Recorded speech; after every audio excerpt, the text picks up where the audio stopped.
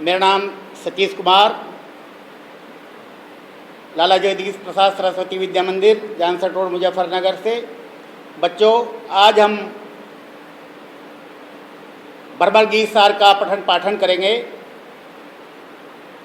देखिएगा, बर्बर गीत सार सूरदास जी का महत्वपूर्ण साहित्य है।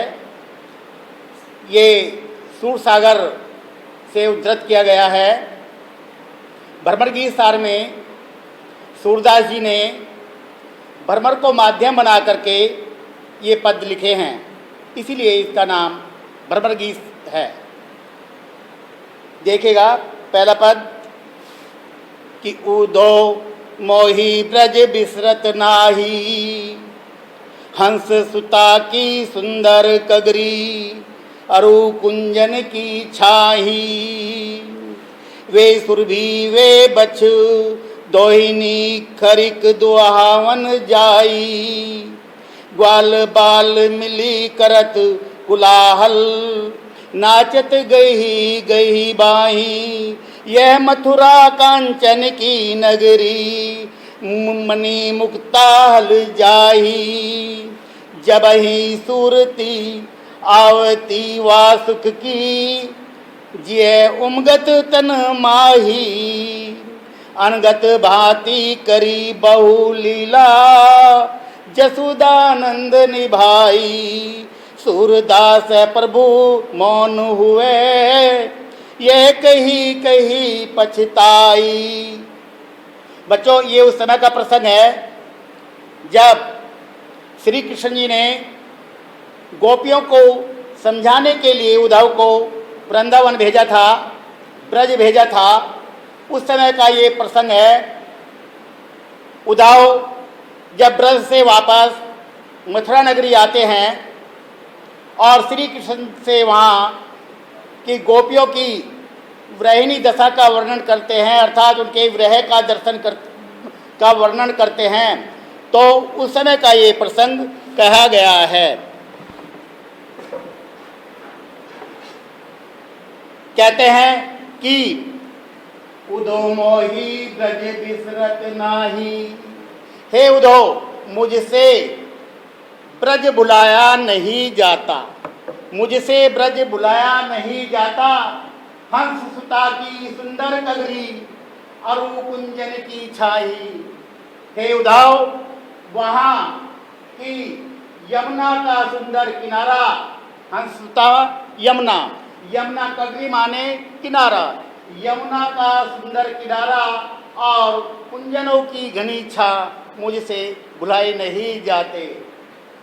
वे सुरभि वे बछ दोहिनी, खरिक दुहावन जाही। वे गायें और उनके बछड़े, उनके बच्चे और दूध दोहने की मटकी। दोहिनी माने दूध दोहने की मटकी, दूध दोहने का बर्तन।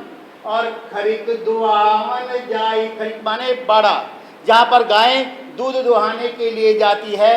हे उद्धव, मुझसे वो ब्रज बुलाया नहीं जाता।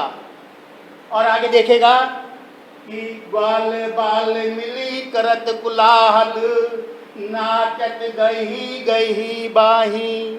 हे उद्धव, उस समय ग्वाल बाल बहुत ही कोलाहल करते थे, शोर करते थे, मौज मस्ती करते थे और बाहों में बाहें डालकर वह नृत्य करते थे। हे उद्धव, मुझसे वो ब्रज बुलाया नहीं जाता है। यह मथुरा कंचन की नगरी, मणि मुक्ता हल जाई।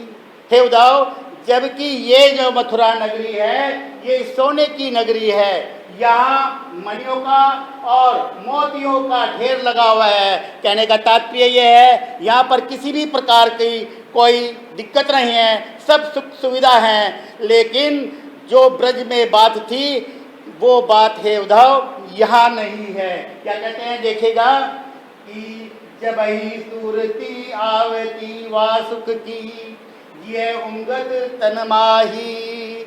हे उद्धव, जब भी मुझे सूरती माने याद आती है, जब भी मुझे ब्रज की याद आती है, तो मेरा हृदय उमड़ पड़ता है। मेरा हृदय उमड़ पड़ता है और तन की मुझे शुद्ध बुद्ध नहीं रहती। अर्थात जब वहाँ की यादें आती है तो मैं अपने तन मन की शुद्ध भी भूल जाता हूँ। वहाँ ऐसा वर्णन सूरदास जी ने किया है। देखिएगा, अनगत भांति करी बहु लीला जसोदानंद निभाई। हे उद्धव, वहाँ मैंने पास लीलाएं की है, बड़ी क्रियाएं की है, भिन्न भिन्न प्रकार की भांति भांति की क्रीड़ाएं की हैं, लेकिन जसोदा माता और नंद बाबा ने उन्हें बहुत ही धैर्य के साथ सहा है। मैंने जो शरारत वहाँ की है उन्होंने उस पर मुझे कुछ नहीं कहा, बल्कि वो तो बहुत खुश होते थे मेरी शरारत देखते देखते। हे उद्धव, सूरदास प्रभु रहे मौन हुए, यह कही कही पछताई। सूरदास जी कहते हैं कि भगवान श्री कृष्ण ये कहकर मौन हो जाते हैं और यह कहकर पछताते हैं कि मैं ब्रज क्यों नहीं रहा, मुझे वहीं जाना चाहिए था। बच्चों, ये पद बहुत ही सुंदर है। इसमें ब्रज भाषा में लिखा है, गे पद का प्रयोग हुआ है और जगह जगह हमें अनुप्रास की छटा देखने के लिए मिलती है। बच्चों, एनसीईआरटी के माध्यम से अब नया जो पैटर्न हुआ है उसमें इसमें से ही क्वेश्चन पूछे जाते हैं। पूरी व्याख्या नहीं बल्कि कुछ क्वेश्चन इसमें से पूछे जाते हैं। इसमें से मैं आपसे प्रश्न उत्तर कर रहा हूँ। कैसे प्रश्न बन सकते हैं इसमें से? देखिएगा, पद्यांश की रचना एवं रचनाकार का नाम लिखिए। पद्यांश की रचना का नाम है भ्रमर गीत सार और लेखक का नाम सूरदास। पहला प्रश्न यही होता है कि पद्यांश की रचना एवं रचनाकार का नाम लिखिए। इसी प्रकार से दूसरा आता है रेखांकित अंश की व्याख्या कीजिए। बच्चों, रेखांकित अंश की व्याख्या, यह मथुरा कांचन की नगरी, मुनि मुक्ता हल जाही, जब ही सुरती आवती, वासुक कीजिए उमगत तन माही, अनगत भांति करी बहु लीला, जसोदानंद निभाई। बच्चों, इसकी व्याख्या करने के लिए आती है, लिखा होगा रेखांकित अंश की व्याख्या कीजिए। वैसे तो मैंने आपको पूरे इसकी व्याख्या करके बता दी है, फिर भी क्वेश्चन के आधार पर मैं आपको इसकी भी व्याख्या करके बताता हूँ। इसकी व्याख्या में आता है कि श्री कृष्ण उद्धव से कहते हैं कि उद्धव, ये नगरी तो सोने की नगरी है, यहाँ पर मणियों की और मोतियों के ढेर लगे हुए हैं। कहने का तात्पर्य यह है कि यहाँ पर किसी भी प्रकार की कोई कमी नहीं है, सब प्रकार की सुख सुविधा है यहाँ। लेकिन जब सूरती आवती वासुक की, ये उमगत तन माही। लेकिन जब ब्रज की याद आती है, जब ब्रज की याद आती है, वहाँ के सुख की याद आती है, तो मेरा हृदय उमड़ पड़ता है और मेरे तन की सुध बुध जाती रहती है। कहने का तात्पर्य यह है, श्री कृष्ण जी ब्रज की मीठी मीठी यादों में खो जाते हैं। और अनगत भांति करी बहु लीला, जसोदानंद निभाई।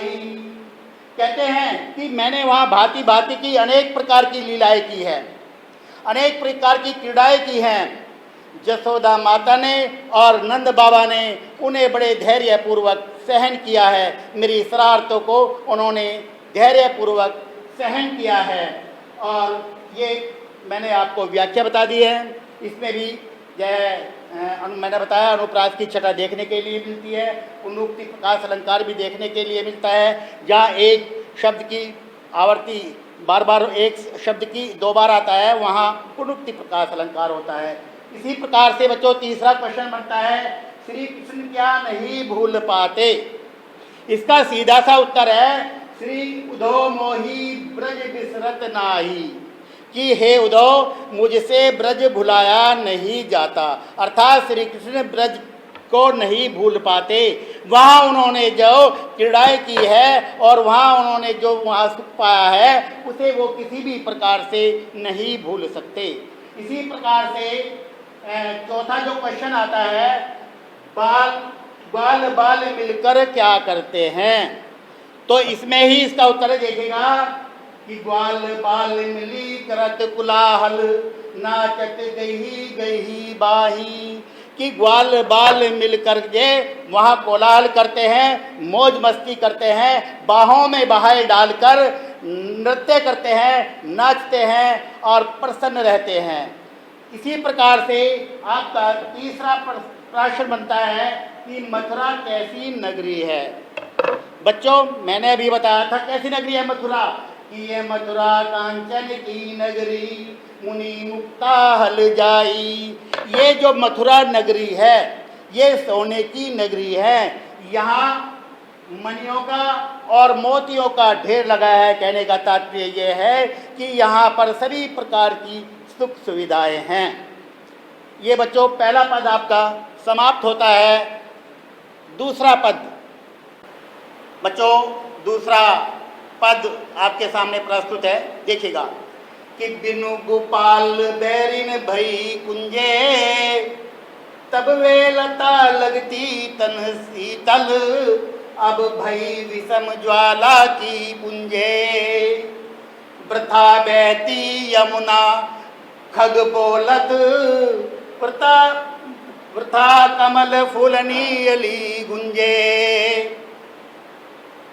पवन पान घन सार सजीवन, दधी सुत किरणे भई भुंजे। यह उदो कयो माधो सो, मदन मारी कीनी हम लुंजे। सूरदास प्रभु तुम्हारे दरस को, मगजोवत अकिया भई भुंजे। सूरदास प्रभु तुम्हारे दरस को, मगजोवत भई छुजे। कहने का तात्पर्य ये है बच्चों,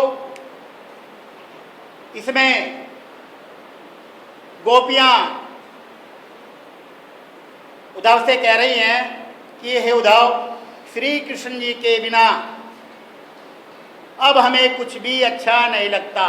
गोपियों को जो वस्तुएं, गोपियों को जो चीजें जब श्री कृष्ण जी यहाँ पर थे उस समय जो सुख देने वाली प्रतीत होती थी, अच्छी लगती थी, अब वे ही वस्तुएं उन्हें दुखदायी प्रतीत हो रही हैं। अब उन्हें वे ही दुख पहुंचा रही हैं। कहने का तात्पर्य ये है, गोपियां उद्धव से कहती हैं कि हे उद्धव, बिनु गोपाल बैरिन भई कुंजे, बिना श्री कृष्ण के ये जो कुंजे वन उपवन हैं ये हमारे लिए शत्रु हो गई हैं। कहने का तात्पर्य ये है, ये अब हमें दुख पहुंचा रही है। जब श्री कृष्ण जी यहाँ पर थे तो हम इनसे आनंद प्राप्त करते थे, लेकिन अब ये हमारे लिए दुख का कारण बन रही हैं। तब वे लता लगती तन शीतल, अब भई विषम ज्वाला की पुंजे। पहले ये लताएं हमें कैसी लगती थी, हमारे तन को शीतलता प्राप्त होती थी लताओं के नीचे बैठकर, लेकिन अब ये हमें शीतलता प्रदान नहीं करती। और खग बोलत, जो पक्षी कलरव करते थे उस समय हमें आनंद देते थे, बहुत ही सुख प्राप्त होता था। अब अगर पक्षी कोलाहल करते हैं, चहचाते हैं, तो अब उनका चहचाना भी अच्छा नहीं लगता, क्योंकि श्री कृष्ण जी हमारे पास नहीं हैं। और देखेगा, वृथा कमल फूलनी अली गुंजे। हे उद्धव, जो पहले कमल के फूलों पर भौरे गुंजन करते थे, उनकी आवाज़ बहुत ही मधुर लगती थी, हमारे तन और मन को आनंद प्रदान करती थी, हमारे तन और मन को शीतलता प्रदान करती थी, लेकिन अब सब वे भी व्यर्थ लग रही हैं। कहने का तात्पर्य ये है कि गोपियों की विरह अवस्था में सब कुछ सुख देने वाली वस्तुएं अब उनके लिए दुखदायी बन गई हैं, क्योंकि श्री कृष्ण जी उनके पास नहीं हैं। देखिएगा कि पवन पान घन सार सजीवनी, दधी सुत किरणे भई भुंजे। कि पवन, शीतल पवन और ठंडा जल, शीतल जल, बादलों का समूह हमें जीवन प्रदान करने वाला लगता था, लेकिन अब तो शीतल पवन भी हमें सुख नहीं पहुंचा रही है। कहने का तात्पर्य ये है कि वो भी हमारे तन को सुख प्रदान नहीं कर रही है। जो शीतल जल था, पान माने जल, जो शीतल जल था वो भी हमें आनंददायक नहीं लग रहा है। इसी प्रकार से जो बादलों का समूह है, ये जब वर्षा करता था तो ये बहुत ही सुंदर लगता था, लेकिन हे उदाव अब ये हमें सुंदर नहीं लगता। और दधी सुत किरणी भई भुंजे, दधी सुत माने चंद्रमा, दधी सुत माने चंद्रमा, चंद्रमा की जो किरणें हैं वो किरणें अब हमें बेकार लगती है। जबकि मैथिली शरण गुप्त ने कहा है पंचवटी में कि चारों चंद्र की चंचल किरणें खेल रही हैं जल थल में, स्वच्छ चांदनी बिछी हुई है अवनी और अंबर तल में। कहने का तात्पर्य यह है कि हमें शीतलता प्रदान करती है। क्या? चंद्रमा की किरणें हमें शीतलता प्रदान करती है, अमृत बरसाती है वे, हमारा तन शीतल होता है। लेकिन गोपियों को कैसे लग रही है किरणें? वो कह रही है दधी सुत किरणे भानु भई भुंजे। श्री कृष्ण जी के वियोग में वे भी अब कैसी लग रही हैं? वे उनको सूर्य की भयानक किरणों के समान लग रही है, जो पूरे तन को जला रही है, पूरे तन को भुंजे माने भून रही है, ऐसी लग रही है चंद्रमा की किरणें। क्योंकि श्री कृष्ण जी उनके पास नहीं थे, उनके विरह में ऐसी लग रही हैं। कहने का तात्पर्य जो श्री कृष्ण जब पास होते थे, जो वस्तुएं सुख प्रदान करती थी, अब वे सुख प्रदान नहीं कर रही हैं। और आगे देखेगा कि यह उदो कयो माधो सो मदन मारी कीनी हम लुंजे। हे उद्धव, माधो माने श्री कृष्ण से जाकर ये कहना कि तुम्हारे वियोग में कामदेव ने हमें घायल कर दिया है, हमारे शरीर को लुंज पुंज कर दिया है, हमें शक्तिहीन कर दिया है। क्यों? क्योंकि कामदेव किसका देवता है? कामदेव, मदन माने कामदेव। कामदेव किसका देवता है? कामदेव प्रेम का देवता है। और कामदेव ने अपने फूल के बाण से गोपियों को घायल कर दिया है। गोपियां कह रही हैं कि कामदन मारी कीनी हम लुंजे, कि कामदेव ने भी हमें शक्तिहीन कर दिया है, लुंज पुंज कर दिया है, हम ठीक प्रकार से विचार नहीं कर सकती, सोच विचार नहीं करती, चल नहीं सकती, ऐसा तुम्हारे बिना कामदेव ने कर दिया। हे उद्धव, ये बात जाकर श्री कृष्ण को अवश्य बता देना। चेतावनी भी दे रही है गोपियां उसको। अब आगे देखेगा कि सूरदास प्रभु तुम्हारे दरस को मगजोवत अखियां भई छुजे। कहने का तात्पर्य ये, सूरदास जी कहते हैं कि गोपियां कहती हैं हे प्रभु, हे श्री कृष्ण, तुम्हारे भी दर्शन के बिना हमारी आंखें तुम्हारा मग माने रास्ता, जोत माने देखते देखते हमारी आंखें भी कैसी हो गई हैं? शक्तिहीन हो गई हैं। मतलब कहने का ये, हमारी आंखें भी तुम्हारा रास्ता देखते देखते थक गई हैं। हे प्रभु, आकर हमें एक बार दर्शन दीजिए, जिससे हमारे शरीर में फिर से नई चेतना आ जाए। ये गोपियों का विरह वर्णन है। जैसा वर्णन सूरदास जी ने भ्रमर गीत सार में किया है, आज तक किसी भी कवि ने इतना सुंदर वर्णन नहीं किया है। जबकि और कवियों ने भी इसी प्रकार के पद लिखे हैं। सूरदास जी को भ्रमर गीत सार और वात्सल्य रस में महारत हासिल थी। उन्होंने वात्सल्य रस का अर्थात श्री कृष्ण की बाल लीला का ऐसा सुंदर वर्णन किया है, वो हमारे साहित्य की धरोहर है, अमूल्य धरोहर है। भ्रमर गीत सार भी और वात्सल्य रस का श्री कृष्ण की बाल लीला का वर्णन भी। तो बच्चों, ये मैंने आपको बताया है, इसमें ब्रज भाषा का प्रयोग किया है, गुण इसमें माधुर्य है, और इसमें अतिशोक्ति का भी अलंकार का उन्होंने प्रयोग किया है। अतिशोक्ति का मतलब यह है जहाँ पर किसी वस्तु का बढ़ा चढ़ाकर वर्णन किया जाए। ये प्रयोग भी क्या है। अब बच्चों एनसीईआरटी के हिसाब से जो आते हैं, जैसे मैंने पहले बताया था आपको, उसी प्रकार से इसके भी प्रश्न उत्तर इसमें से ही छाट के हमें लिखने हैं। देखिएगा कैसे।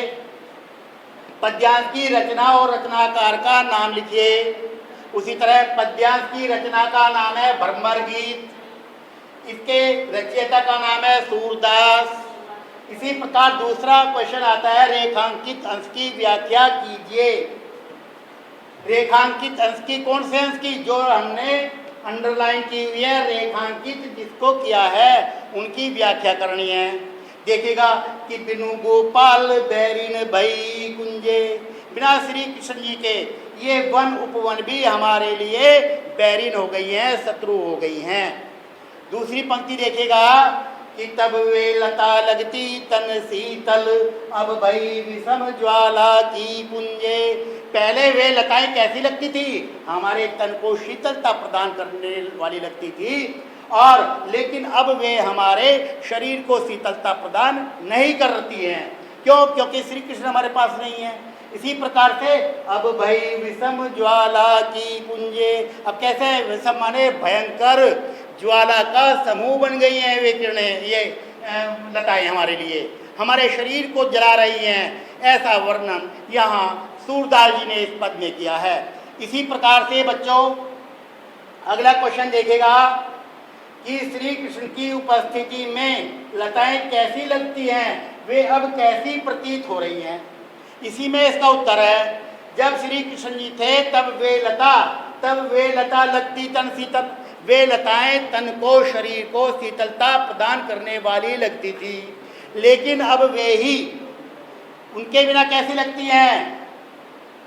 वे अब कैसी लगती हैं? वे अब भयंकर अग्नि के समान, अग्नि ज्वाला माने अग्नि के समान वे लगती हैं, जो शीतलता प्रदान नहीं करती हैं। इसी प्रकार से अगला प्रश्न है चौथा, गोपियों को क्या देखकर दुख होता है? गोपियों को वे लताएं, वे पक्षियों का बोलना, ये सब जो श्री कृष्ण जी के समय में आनंद प्रदान करती थी, अब वे ही वस्तुएं उन्हें कैसी लग रही हैं? व्यर्थ लग रही हैं, बेकार लग रही है, अर्थात उसका कोई औचित्य अब वहाँ नहीं है।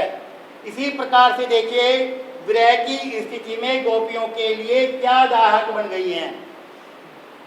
जो वस्तुएं श्री कृष्ण जी के होते हुए उन्हें आनंद प्रदान करती थी, अब वे ही वस्तुएं उनके लिए दाह का काम बन गए हैं, उनके तन को जलाने का कार्य कर रही हैं। तो बच्चों ये पद दोनों बहुत ही अच्छे हैं, भ्रमर गीत सार से लिए हुए हैं। इनका अध्ययन आप अच्छी तरह से करेंगे।